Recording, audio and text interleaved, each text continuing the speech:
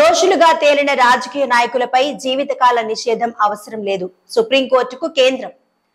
దోషులుగా తేలిన నాయకులపై జీవితకాల నిషేధం విధించాలని సుప్రీంకోర్టులో పిటిషన్. సుప్రీంకోర్టులో అఫిడవిట్ దాఖలు చేసిన కేంద్ర ప్రభుత్వం 6 ఏళ్ల నిషేధం సరిపోతుందని సుప్రీంకోర్టుకు తెలిపిన కేంద్రం, క్రిమినల్ కేసుల్లో దోషులుగా తేలిన రాజకీయ నాయకులపై జీవితకాల నిషేధం చాలా కఠినమైనదని, ప్రస్తుతం ఉన్న 6 ఏళ్ల అనర్హత సరిపోతుందని సుప్రీంకోర్టుకు కేంద్ర ప్రభుత్వం తెలిపింది. ఈ మేరకు భారత అత్యున్నత న్యాయస్థానంలో అఫిడవిట్ దాఖలు చేసింది. క్రిమినల్ కేసుల్లో దోషులుగా తేలిన రాజకీయ నాయకులపై జీవితకాల నిషేధం విధించాలని కోరుతూ సుప్రీంకోర్టులో పిటిషన్ దాఖలైంది. ప్రస్తుతం ఉన్న 6 ఏళ్ల నిషేధం సరిపోదని, క్రిమినల్ కేసులు ఉన్న రాజకీయ నాయకులు ఎన్నికల్లో పోటీ చేయకుండా జీవితకాలం నిషేధం విధించాలని కోరుతూ అశ్విని ఉపాధ్యాయ్ అనే న్యాయవాది పిటిషన్ వేశారు.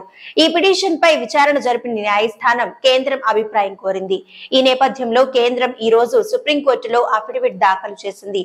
జీవితకాల నిషేధం అత్యంత కఠిన చర్య అని పేర్కొంది. ప్రస్తుతం ఉన్న 6 ఏళ్ల నిషేధం సరిపోతుందని అఫిడవిట్ లో పేర్కొంది. క్రిమినల్ కేసులలో దోషులుగా తేలిన రాజకీయ నాయకులపై జీవితకాలం నిషేధం విధించాలా, 6 ఏళ్ల నిషేధం విధించాలా అనేది పార్లమెంట్ పరిధిలోని అంశమని కేంద్రం తన అఫిడవిట్ లో పేర్కొంది.